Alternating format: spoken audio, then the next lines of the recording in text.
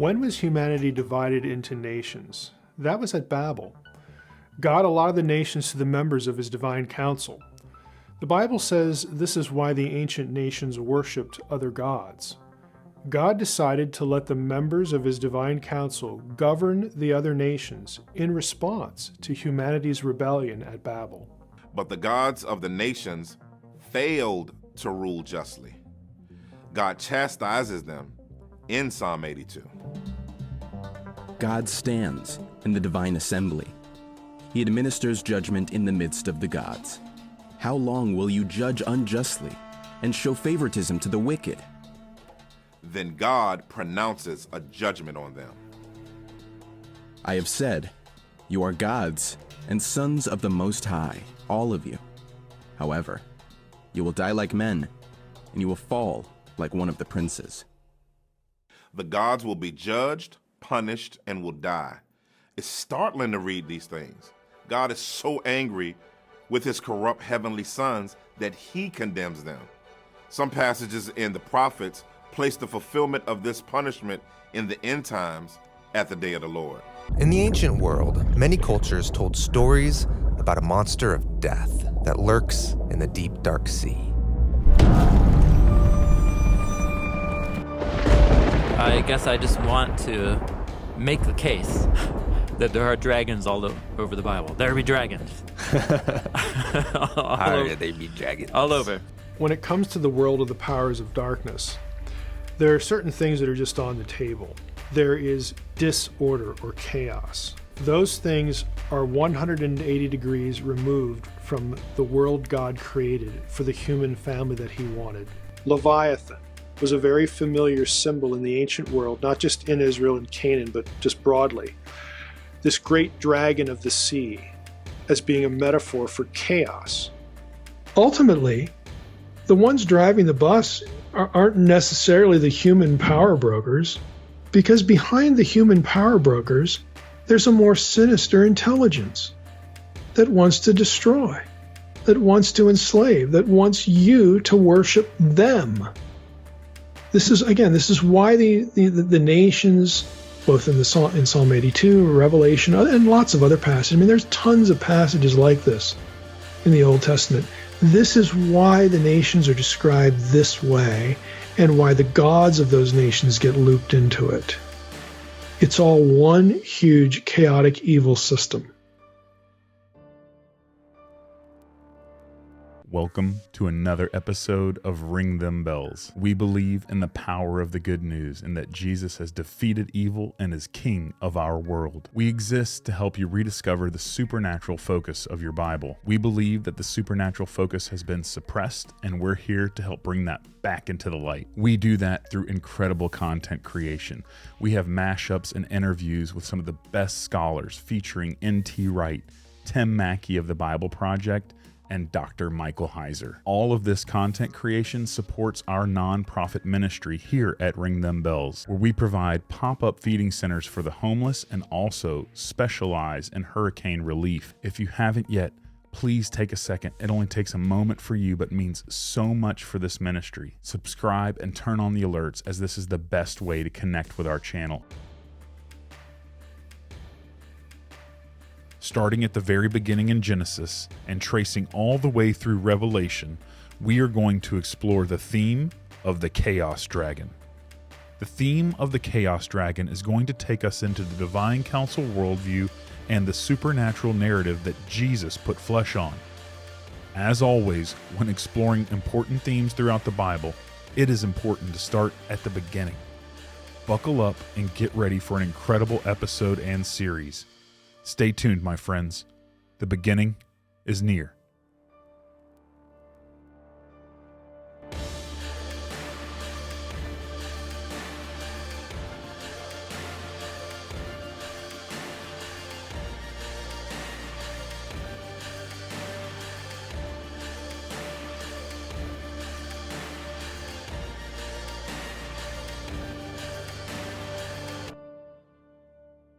Hey, Tim. Hi, John. Hello. Hello. All right, we're at it. Yes, dragons. Dragons. Yeah, we're trying to work out the meaning and importance of the dragon theme throughout the storyline of the Bible. Yeah. There's dragons in the Bible. There's dragons in the Bible. And maybe what gives this particular theme in the biblical story a little bit of difference. All of biblical literature is rooted in its historical time and context, and the biblical authors were shaped, used by God's Spirit, but also shaped by their culture and upbringing. And so when they wrote in the language set in a time and a place and so on. So that's a big value for us, is to honor that historical context of the biblical writings. But there's something about this theme in particular, because the dragon slaying story was so widespread among Israel's neighbors, going way, and even like predating Israel in the neighboring cultures. And the way biblical authors use specific images, words, and phrases that are very popular in this widespread tradition, but then they tweak them. And that's just something, as I'm immersing myself in both the biblical texts about the dragon and the other ancient Near Eastern texts, that's just something that strikes me. Yeah. All of biblical literature is connected to its cultural context, but there's something about the dragon that feels like it especially is. These images provided a whole way of handling and thinking about how they encountered death and sickness and disease and evil and murder and greed. It was all like a bundled together for them, whereas for us, we tend to separate natural evil and moral evil and sickness and spiritual mental evil. Illness and spiritual evil.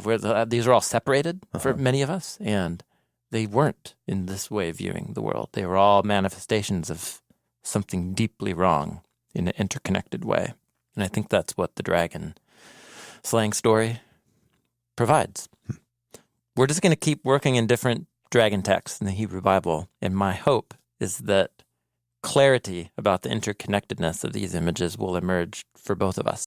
Now we know from what Paul says in Acts 17. I mean, Paul had an inkling that, okay, this is somehow, what the fixing of the boundaries of the nations was somehow going to be part of God's plan for bringing people to the knowledge of the true God and ultimately to the gospel. And again, Paul has this inkling. Well, again, think about the Old Testament logic. What God does is he divorces them. And then he says, okay, I'm going to show you how it was supposed to be done. I've divorced all of you, so now I need a new people. Okay, I'm going to go over to this guy, Abraham in Ur, and I'm going to call him, and he's too old to have kids, and his wife's too old to have kids, but now watch. Okay, I'm going to raise up for myself my own inheritance. Jacob is my allotted heritage.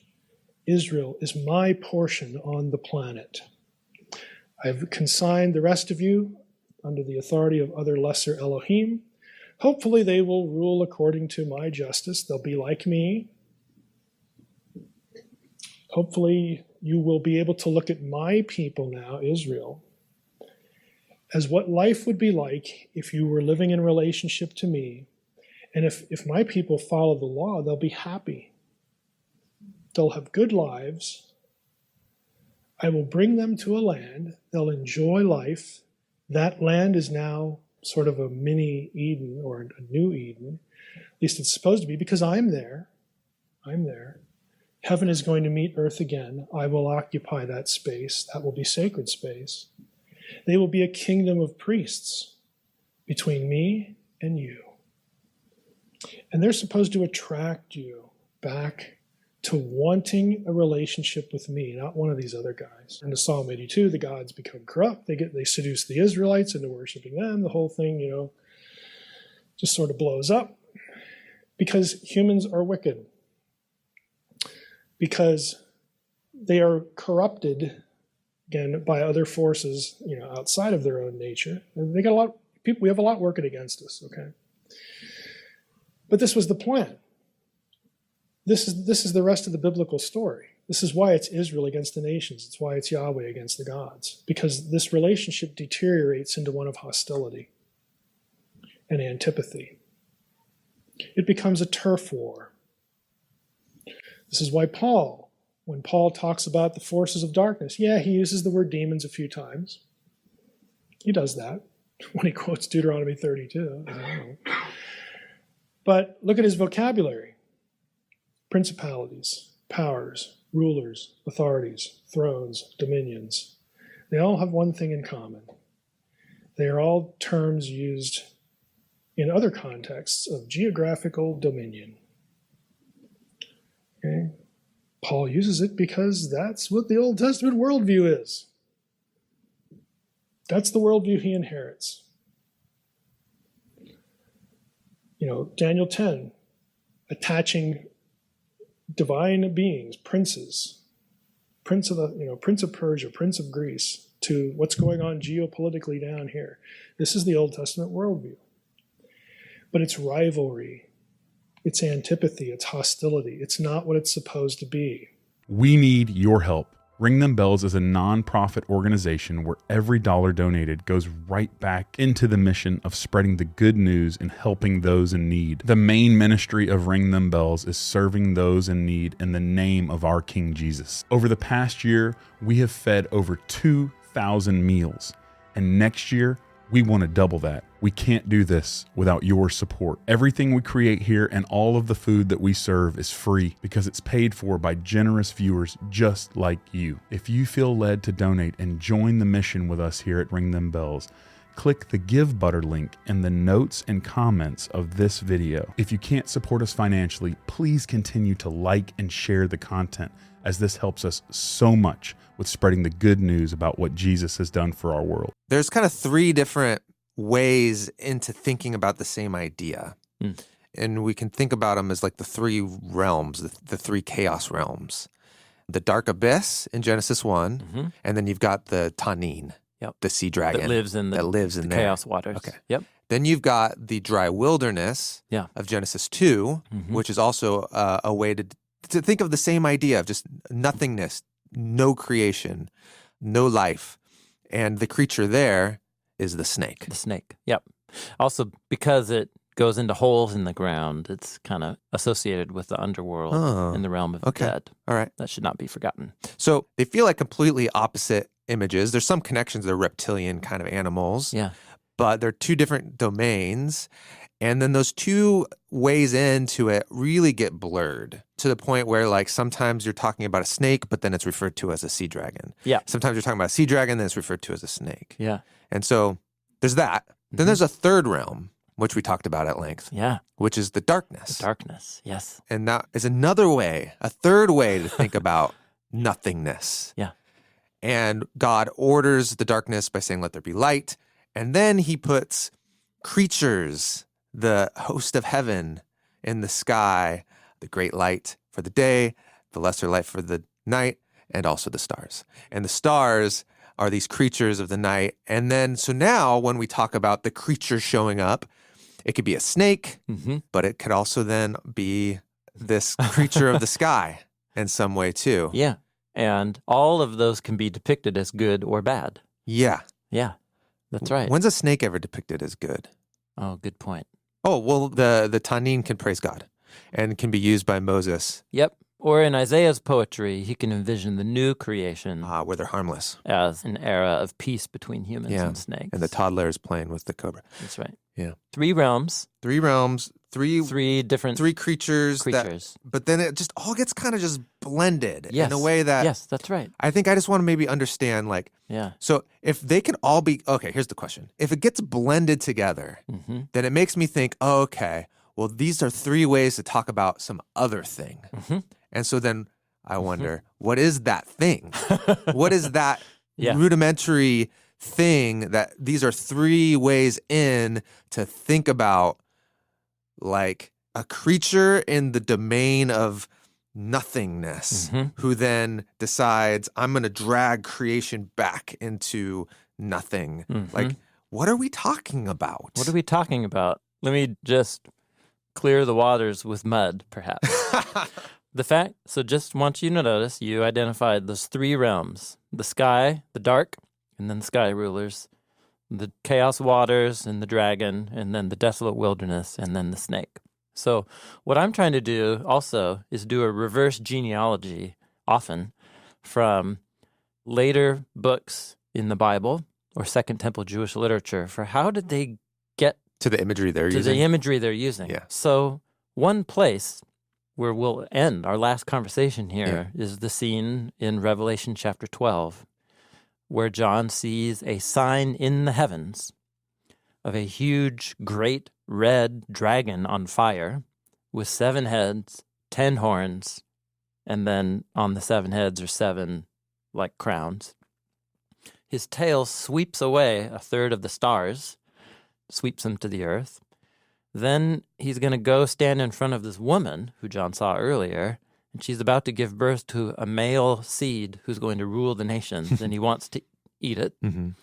But then she escapes, the child is snatched away, and she dwells in the wilderness for 3.5 years.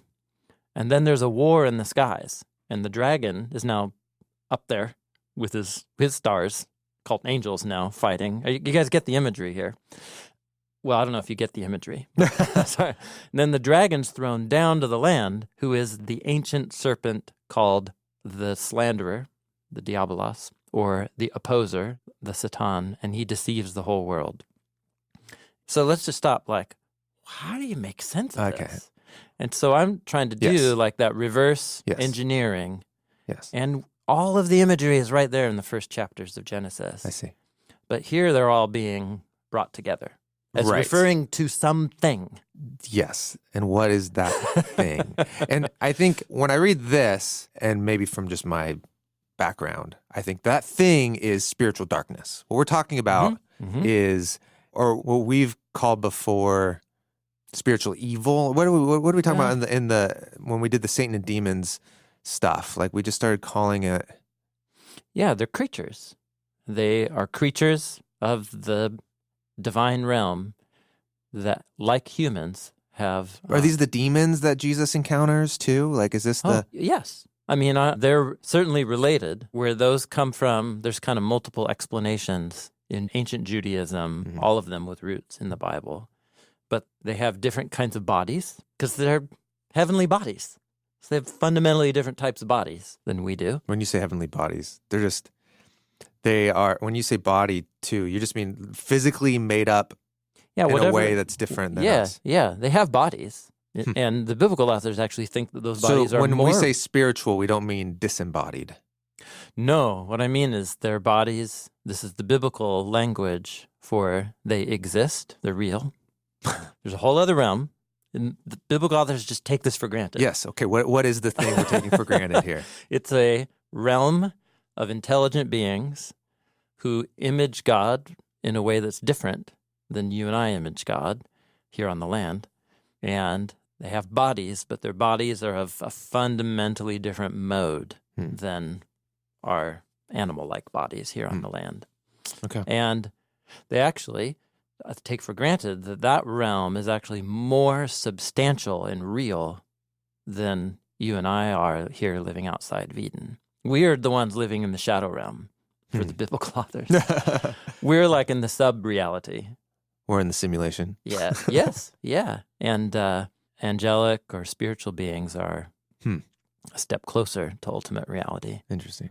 Okay. However, because they're beings, again, biblical authors take for granted, because they're beings that image God in terms of God's mind, they have intelligence, will, and volition, and degree of independence. And they can choose folly and rebellion against the wisdom of God just like we can. And I think that's what is being described in Genesis chapter 3, the twin fall of powers in heaven and earth. And that's certainly how Jesus and the apostles viewed reality and viewed the biblical story. This whole section, again, these parts of the oracles against the nations, are casting the nations as forces of chaos. It's linking the nations back to the original time of chaos, back in the garden. Again, when all that was right was disrupted, when it all just gets blown up, okay? It's casting the rebellion, the disobedience, the antipathy of the nations against God's people and against Yahweh himself. It's casting all of that in the same light. And therefore, this material needs to be read, okay, against this common backdrop. Now, let's go back to Ezekiel 29. I want to say a few more things about this, again, just to give you a flavor for it. I want to read just a little section here from the Dictionary of Biblical Imagery about the sea, and again about the dragon. Again, and then we'll move on to some other things here. This source, Dictionary of Biblical Imagery, says this. This is from the entry on the word sea. The cosmic sea, however, also symbolizes the continued threat the forces of chaos pose against God and creation. The sea pushes against the boundaries established for it. Job 38:8, 8 through 11, Jeremiah 5:22. The Bible adapts its neighbor's creation myths of a primeval battle between a creator god and a sea monster of chaos called Leviathan, Rahab, or the dragon, or the serpent. Job 41 is an added reference there. Unlike the myths of neighboring nations, God creates the chaos monster and places it in the sea. Genesis 1:20 and 21, you have a reference there to the Tanim there. Psalm 104. The monster stirs the cosmic sea but is wounded and subdued by God. Job 26, Psalm 74, Psalm 89, Isaiah 51, we read most of those. And will ultimately be vanquished in the end times. There's your Isaiah 27 reference. As the home of the chaos monster who can be roused, the sea symbolizes the threat of the reemergence of chaos. In fact, the evil world powers and the Antichrist of the last days, which oppose God and his people, are, guess what? Symbolized as beasts arising from the sea. It's Daniel 7 and Revelation 13. Again, that is not a coincidence. This is part of how this concept, the concept of the forces of chaos against God's good order, against God's wish that the world would be what it was originally intended to be, would be Edenic, okay? This orderly kingdom of God on earth where God's children, humans, they're part of the family, are happy and productive, okay? All of that gets contrasted in this way. And so it's no coincidence that the great enemy of the end, the great eschatological enemy, would be cast in the same way, a beast that arises from the sea. And the Antichrist is called the beast, all right? Again, these things are deliberate, they're intentional, they are put there in the text, Old or New Testament, by the writer with the presumption that you're going to know what the language means, okay? Back to the Dictionary of Biblical Imagery. As creator, God controls the sea, both producing and calming its waves, and keeping it within its boundaries. He can dry up the sea at will, Nahum 1:4, or unleash it to judge the world, as in the flood. Thus, the threat of chaos and evil, which the sea symbolizes, is ultimately hollow because it's under God's authority. The parting of the Red Sea and destruction of Pharaoh is a reenactment of the subduing of the sea and the chaos monster, once more demonstrating God's ultimate authority over forces of chaos and evil.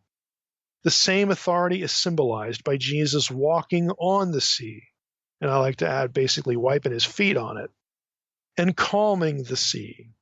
Even the beast of Revelation, which arises from the sea, is subdued and cast into the lake of fire. And we'll stop there. Well, one more line, because I like this too. The throne room of God contains something like a sea of glass, which may refer to the cosmic sea, Revelation 4:6, Revelation 15:2. But it's like glass, it's calm. Okay, the calmness of the sea symbolizes the absence of evil and the absence of chaos in heaven. For there is no monster of chaos able to disturb it.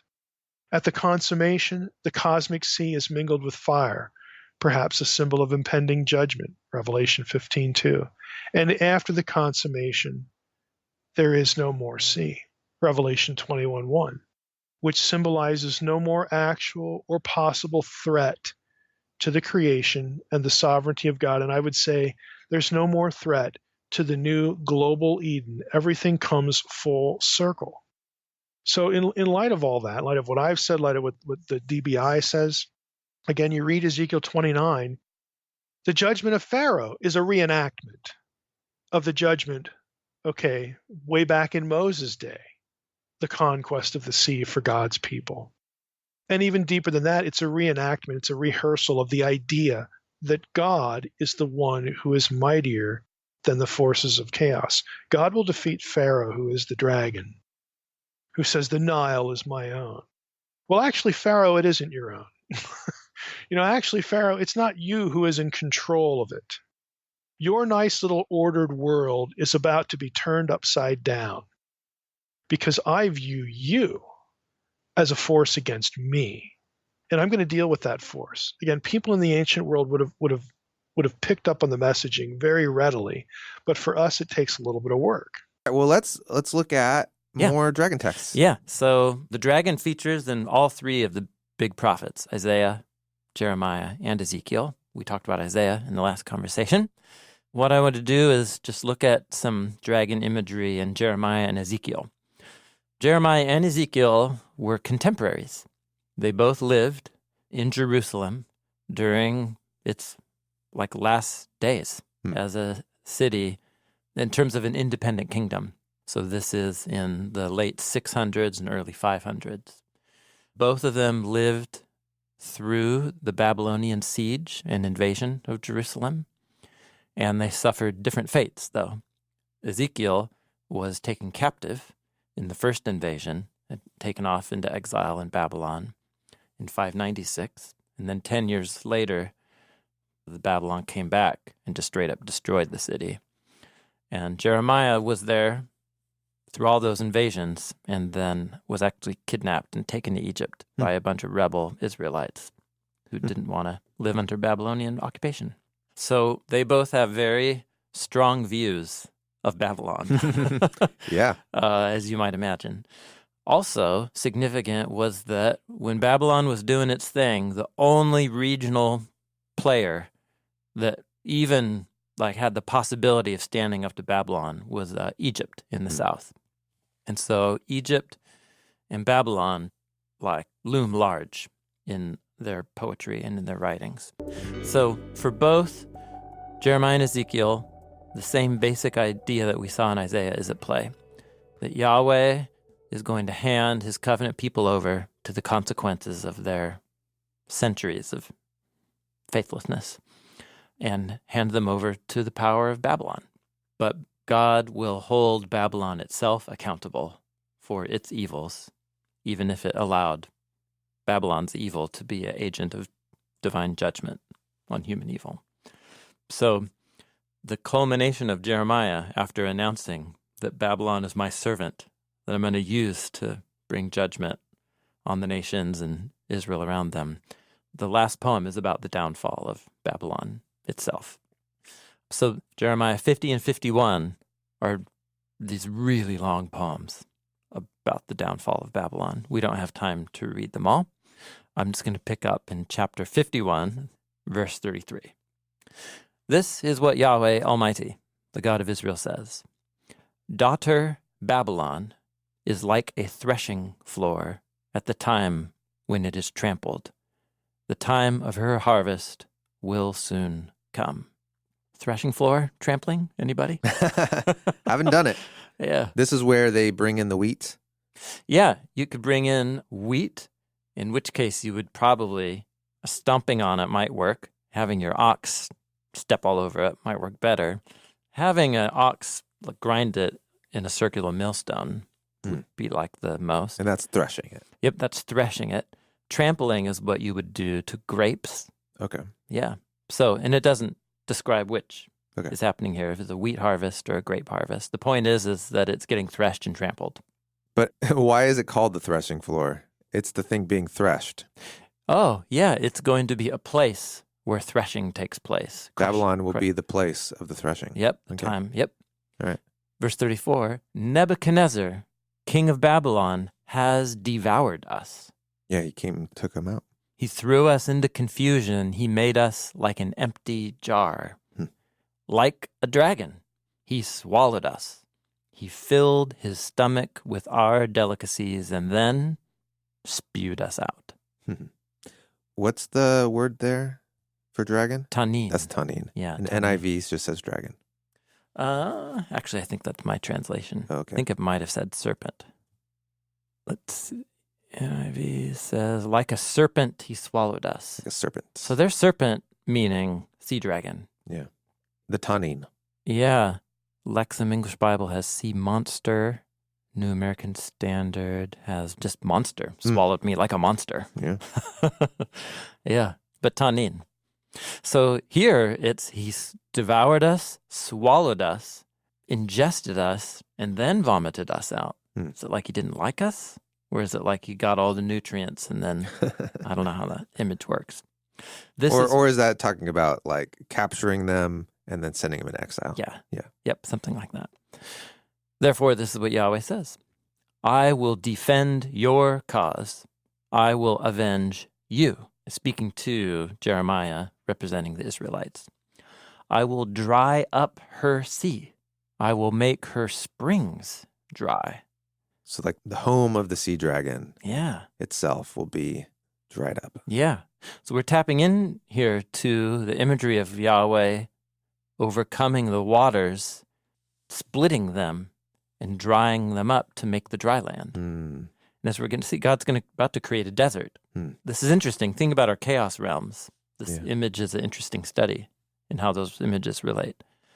So Babylon will become a heap of ruins, a haunt for jackals, object of horror and scorn, a place where nobody lives. That's the wilderness. Yeah, her people will roar like lions. They will growl like lion cubs. So now you're like, okay, so the sea is going to become A wilderness. a wilderness. The city will become a ruined heap where jackals live and no one lives. But then there are people there because they're roaring like lions. Okay. But while they are aroused, I'll send a feast and make them drunk so that they shout with laughter and then sleep forever and never wake up. Okay. It's going to give them a feast that makes them drunk and makes them all happy and party.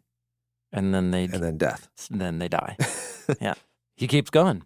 The sea will rise up over Babylon. The roaring waves, The sea that just dried up. will cover her. And you're like, wait, I thought the sea just went away. But now it's back. It has a flood. Oh, A it's flood. a flood now. Yeah. Her towns will be desolate, a dry and desert land. This is such a good example. Yeah. In the first sentence of the Bible, Oh. now the land was wild and waste, and darkness covered the surface of the deep waters. So which is it? Is it a desert or Is it desert wilderness? Is it Yes. abysmal waters? Yeah. Jeremiah 51, verse 42 and 43 describes Babylon as getting drowned in a flood and turning into a desert in the same moment, like in the same parallel lines. Yeah, okay. Yeah. Yeah. Verse 44, I will punish Bel in Babylon. Bel is the Akkadian version of the Hebrew word Baal. So it's the Babylonian way of referring to their storm god. Okay. So I'm going to punish Bel in Babylon and make him spew out what he has swallowed. Wait. I thought Nebuchadnezzar swallowed us up.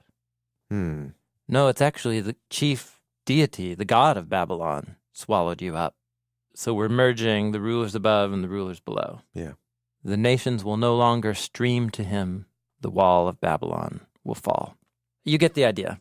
We could read on, but it's just the same imagery of merging rulers above and below, merging wilderness and the sea and desert creatures and sea monsters. They're coordinated. I guess this is all a way of meditating on the question you asked earlier.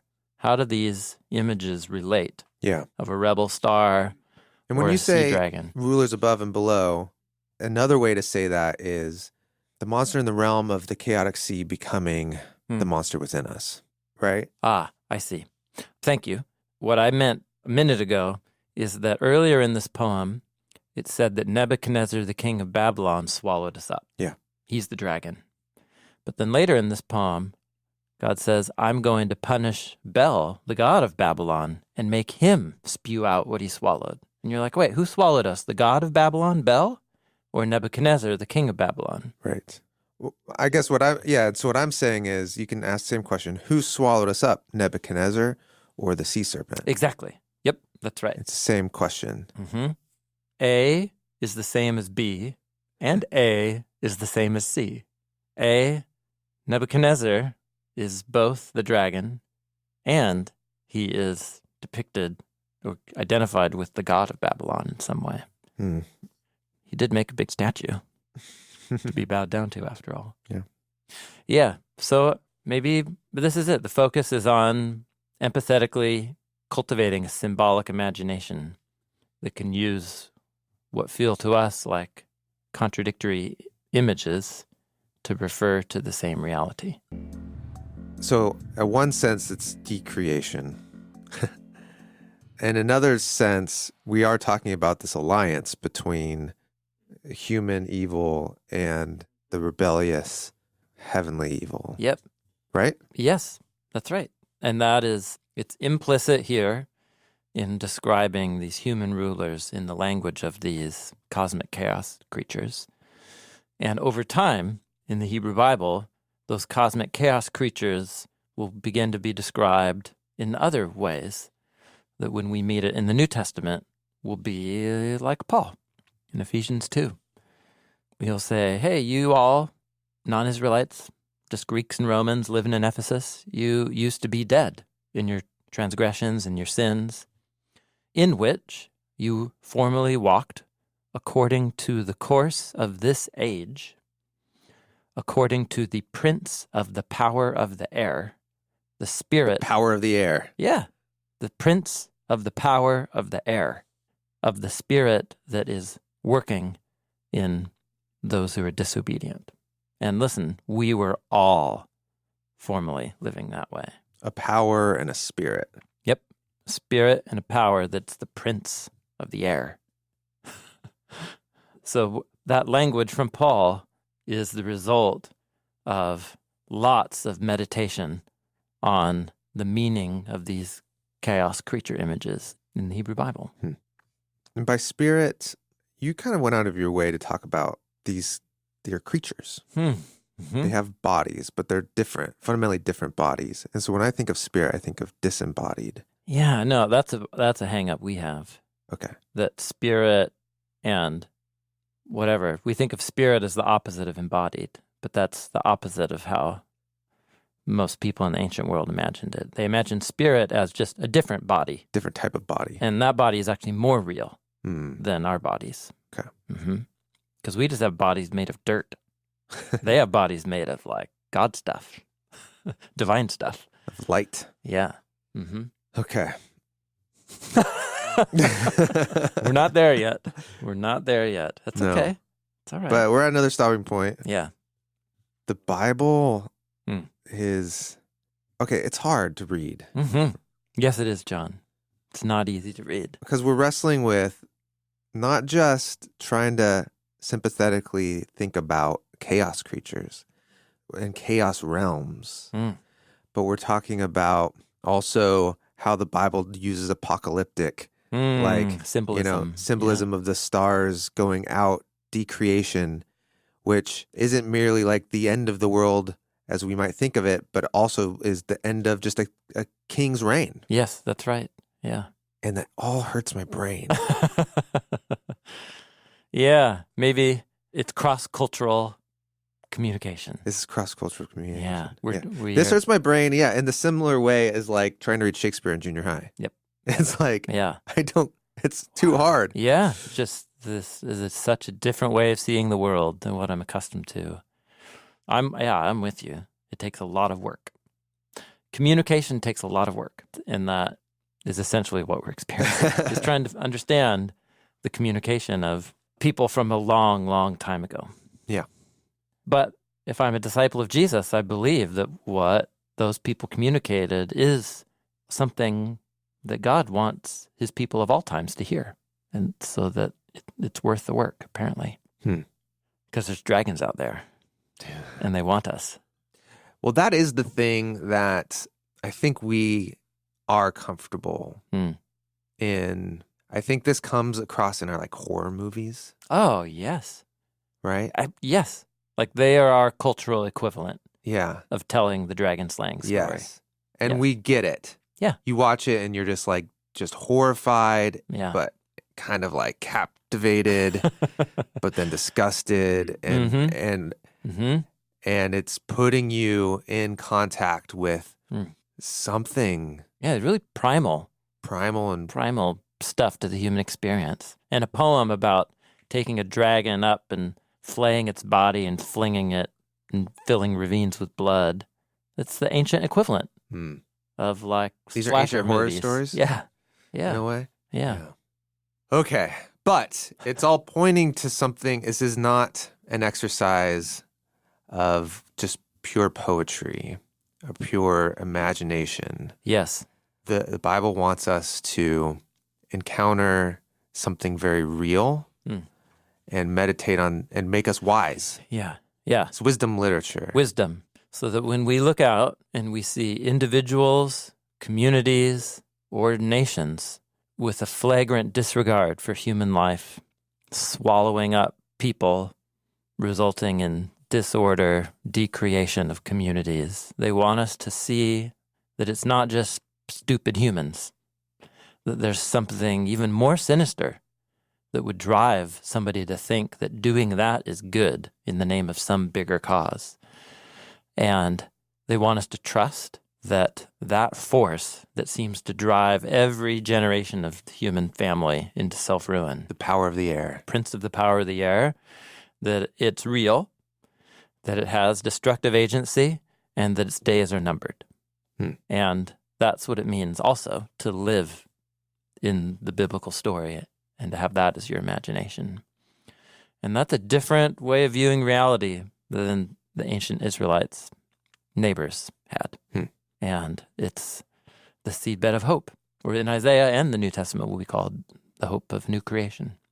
The first and most important thing to say about the cross in the Gospels is that all four Gospels see Jesus' crucifixion as the moment when and the means by which the Creator God wins the victory over the forces of evil.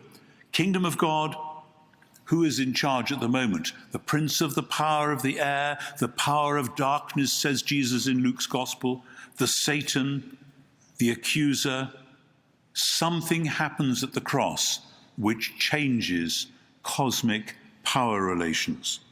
One of the first things revealed by the resurrection is that when Jesus was crucified as King of the Jews above his head, this was in fact not simply a mocking slogan, but was telling the truth. This was Jesus' enthronement. When we follow this line through, we can see the beginnings of what we might call atonement theology in the book of Acts, in chapter 4. People don't often go there either, but in chapter 4 of Acts, verses 23 onwards, the disciples are faced with the threat of persecution, and they pray a remarkable prayer based on Psalm 2. Psalm 2 describes the rulers of this world raging against the Lord and against his anointed, and the early church pick up that psalm and they say that's exactly what was going on right here. We had Herod and Pilate representing the kings of the earth, symbolizing the coming together of all the evil in the world, doing their worst to Jesus. And as in Psalm 2, the Creator God, the covenant God, responds by exalting his Son and declaring that he is now the true ruler of the world. And the early church, in praying that prayer, invoking Psalm 2, say, therefore now, Lord, look upon their threats and grant to your servants to speak the word with all boldness. They've got Psalm 2 in their bloodstream, and they know that it's just been fulfilled. But the point is that evil has gathered together in the persons of Herod and Pilate and all that they represent to put Jesus on the cross. This is the beginning of atonement theology, and this early biblically rooted theology is then reflected in passages like Romans 1, 3, 4, and 5, where Jesus is described as the seed of David according to the flesh, now designated Son of God in power according to the Spirit of holiness by the resurrection of the dead. The point is that whereas the ordinary revolutionaries of Jesus' day were hoping for a Messiah who would lead them to victory over the Romans, Jesus was constantly hinting at a different victory over a darker enemy. All four Gospels and Acts, Paul, and the rest speak of Jesus winning the victory over death and hence over sin, and hence over all the powers of the world that have shaken their puny little fists at God the Creator, whose power is the power of love. Now we'll turn to the book of Revelation and the divine council worldview as we find out that the end is the beginning, because we understand that for the nations to flood back to Zion, for the rescue of the world, Babylon must fall.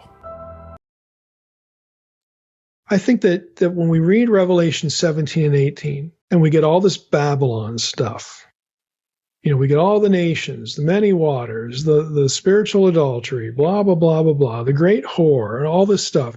Again, that looks just weird. It looks abstract. It looks like none of these things have any relationship to each other at all, but they all do, because there are ways of describing allegiance to other gods instead of Yahweh. There are ways of describing the Deuteronomy 32 rebellion, all this stuff. I want you to be thinking the rest of the time how Psalm 82 links the judgment of the gods over the nations with not only these themes, but also the whole theme of injustice, social, economic injustice, just the chaos that the gods sow in the nations. Remember Psalm 82, where what is God so angry at the gods for? Now, he has allotted the gods to the other nations. He has abandoned the nations because he's judging them for the whole Tower of Babel episode. He's fragmented them through the languages. We all know the Tower of Babel story, okay? What we miss is the allotment of the gods to the nations and the nations to these other gods. If you've read Unseen Realm, this is old hat by now. Deuteronomy 4:19 through 20, Deuteronomy 17:1 through 3, Deuteronomy 29:23 through 26, you get this allotment language of the host of heaven. The host of heaven are called Elohim in these passages. They are called gods, and these gods have been allotted to the nations. God has taken Israel. This is the language of Deuteronomy 4:19 and 20. He has taken Israel to be his own, and he has abandoned, he has judged the other ones. You get to Deuteronomy 32, when the Most High divides up the nations, he divides them up according to the number of the sons of God. Israel is Yahweh's own portion. And again, it's a judgment. And so what happens next in the biblical story is that God says, okay, we're done now. You don't get to set up your own religious system where you build a ziggurat. It's part of a temple complex, and then I come to you and say, what do you want? Okay, you're doing exactly the opposite I told you to do. We repeated the Edenic mandate. You're supposed to disperse all over the earth and reclaim it for me. We're here to try to kickstart Eden again, folks. And you don't seem to get it. Fine. Let's see if you get this. I'm out of here. I am no longer having a relationship with you. I'm going to allot you to these lesser members of the heavenly host. And then next, I'm going to go call this dude Abraham, and his wife, and I'm going to raise up through them a new Adam, a new humanity, a new people for me. Because that's why I started Eden. I want a human family. You don't seem willing. So long. Okay, now we're going to start it again. We're going to do it again. And Abraham and Sarah are perfect because she cannot have children. This is wonderful. Because when I enable her to have a child, no one on the face of the earth is going to be able to deny that the only reason this people exists, Israel, is because of a supernatural act on my behalf. I get the credit. Okay, I'm the creator. Nobody else is. And so this is what God does. Now, when he does it, he makes Abram a promise in Genesis 12, chapter right after Babel, and says, now look, it's going to be, I'm going to promise you all sorts of things. I'm going to give you a land. I'm going to multiply you. You're going to be like the stars. And we've had, David Burnett on in the past talking about the star language. It's not just quantity. It refers to a quality that this is the people who are going to be with me in a new Eden. It's the language of glorification. It's not just quantity, but quality. But you know what? Those nations that I just divorced, we're not forgetting them, because one day Just like I told Eve that one day she's going to have a human child, there's going to be a human being that extends from her lineage who will be born, who will undo the effects of this disaster that happened in the Garden of Eden. So just like I told her that, I'm going to tell you something. One of your seed is going to be the key, going to be the conduit through which all of these other nations are going to be brought back into the family. I will have my people from them. Okay, I'm not going to abandon them permanently. They're on the shelf now, but I'm going to use you to bring them back, to bring the nations back. And this is the Old Testament, story. Now, what happens is that the gods who are appointed over these other nations, and since God is still interested in them, I mean, if you're a member of some other nation in Old Testament times, there's no rule against you joining Israel, except for one. You must abandon other gods. You must turn your back on all other gods. You must confess that Yahweh is the God of all gods, and that he has entered into a covenant relationship with these people known as Israel. And when I join them, I will worship no other. I will trust no other. I will presume that no other deity will, rescue me from Sheol. I will presume that he is the God of all gods, and that only he is capable of rescuing me from death, ultimately. This is what you must believe, and there's no rule against anybody believing it. We know that there are pagans and Gentiles in the Old Testament who come over, they switch sides. There's no barrier to that other than turning their backs on their gods.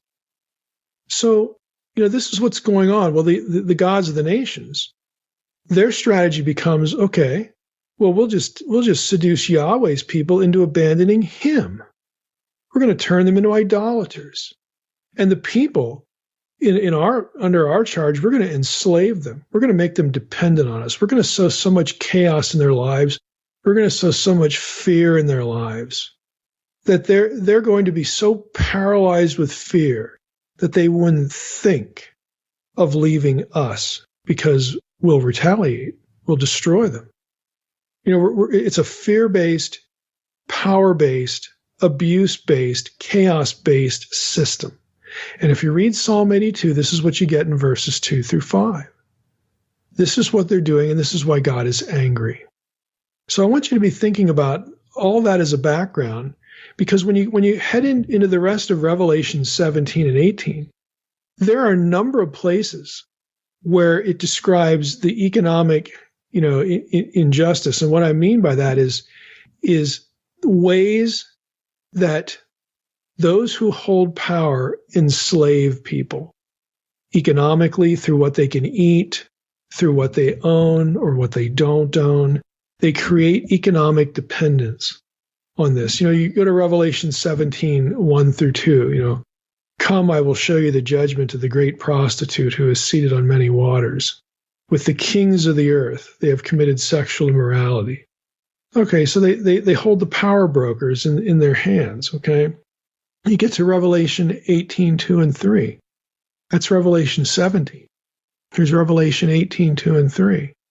Let's just go to verse 1. Then after this, I saw another angel coming down from heaven, having great authority. The earth was made bright with his glory. And he called out with a mighty voice, Fallen, fallen is Babylon the Great.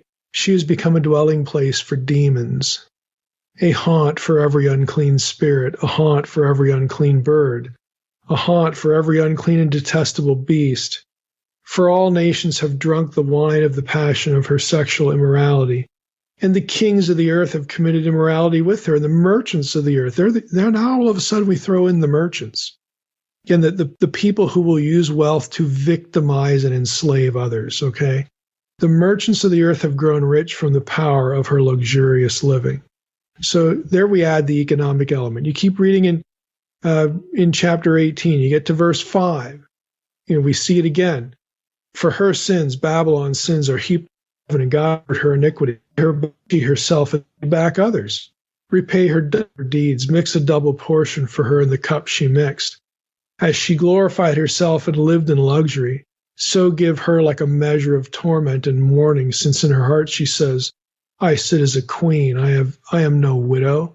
The mourning I shall never see. M-O-U-R. She's not going to see disaster. For this reason, her plagues will come in a single day, death and mourning and famine. She will be burned up with fire, for mighty is the Lord God who has judged her. You go down a little bit further, you get verses 10 through 17. Look at how Babylon is described. Alas, you great city, you mighty city Babylon, for in a single hour your judgment has come.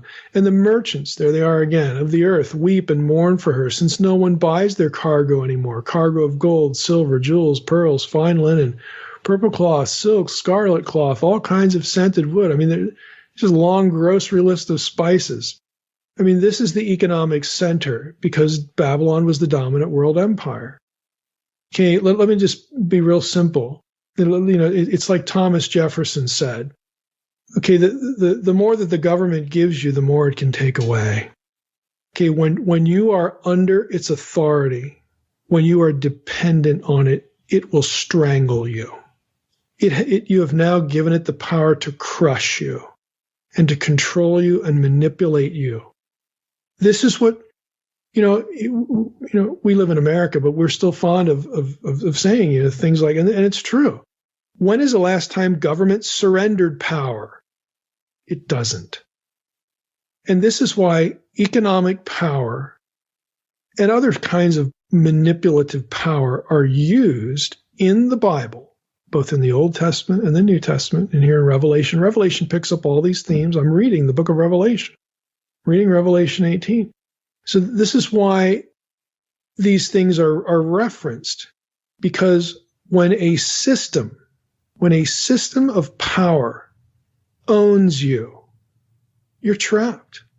Okay, you're going to suffer greatly to ever get out from under it. It will not allow it. It will not tolerate you excusing yourself from the arrangement. It owns you. And it's an abuse of power. It's an opportunity for chaos. It's an opportunity to exploit and destroy. And this is why the book of Revelation casts Babel in these economic terms, and that goes right back to Psalm 82. It goes right back there. This is the kind of abuse of people that God does not want. God is not in favor of coercive, abusive power exercised by people over other people, and he's not in favor of it because ultimately, when it is evil and coercive and abusive, ultimately, the ones driving the bus aren't necessarily the human power brokers, because behind the human power brokers, there's a more sinister intelligence that wants to destroy, that wants to enslave, that wants you to worship them. This is why the nations, both in Psalm 82, Revelation, and lots of other passages. I mean, there's tons of passages like this in the Old Testament. This is why the nations are described this way, and why the gods of those nations get looped into it. It's all one huge, chaotic, evil system that is aligned against, ultimately, the people of God. So, why, again, let's go back to the why question. This is what I think it's really about, because where's all this leading? Chapters 15, 16, 17, 18. Well, 19, we're going to get, we're going to get Armageddon. We're going to get the return of the Lord. We're going to get the day of the Lord, enacted. We're going to get all this evil. We're going to get the beast dealt with. Now think of it this way. If this is really about God against the nations, if this is really about the Psalm 82 judgment of the gods, the death of the gods finally coming to pass, think about the purpose of that. Think about the purpose of that. Revelation 17 is an integral part of the day of the Lord judgment of the gods and the reclaiming of the earth. Why? For the re-inheritance of the Messiah. The earth is going to be wiped clean of chaos. The earth is being readied again to be sacred space for the true God and the King. That is ultimately what this is about. The earth must be made fit. Okay? It must be made fit for the reoccupation of the true king in a new Eden with his own family and his reconstituted council going back to Eden, and that's us. So again, we need to pay attention to the theological backdrop behind all of these sorts of descriptions. It's not about who has the best weaponry. It's not about who has the best army. It's ultimately about the gods getting what they deserve, the beast getting what it deserves. It's about the annihilation of chaos. Chaos must be annihilated. It must be eliminated in totality. Because this time, when the Lord returns, chapter 19, okay, he's going to be occupying a new Eden. And in this case, the new Eden is global. The whole world, every nation, every square inch of the place has to be readied and retooled, refit to be sacred space because he is showing up. Okay, he is reoccupying. So again, we need to think a little bit bigger picture about these things. I know they look strange, they look disparate, they look like they're not related. They're all related. They all fit together. Again, if you can take the bird's eye view and look down and look where John is drawing all this stuff, and the key here is the Babylon. The key here is the Deuteronomy 32 worldview. And then the imagery makes sense, and the end game makes sense. The ultimate conflict, as the players are taking sides, they make sense. Babylon will fall. God always gets his way, and he desires to dwell with us, his people, here on earth like he does in heaven. King Jesus now rules the earth from heaven, but one day Zion will be on earth as in heaven, and we as the nations will flood to him. Blessed be his name. But Jesus trusted in God's power to create new life on the other side of chaos and death. And he called his followers to confront the dragon in the same way. Which means Resist the temptation to use the violent, destructive ways of the dragon. And also, don't be afraid of it. Jesus' victory over the beast has created a way to escape its power. And trust in the power of God, who will one day defeat the dragon once and for all. If you haven't yet, please subscribe, like, share, turn on the alerts for this channel. All those things help us get the message out about what God has done for this world. And we're so excited to have you here along for the journey. This is a community, and I've loved having all the response and all the connection that I've had with you guys across the globe. So thankful you're here. Tune in. Stay tuned, as we always say. The beginning is near. We've got more coming. See you soon.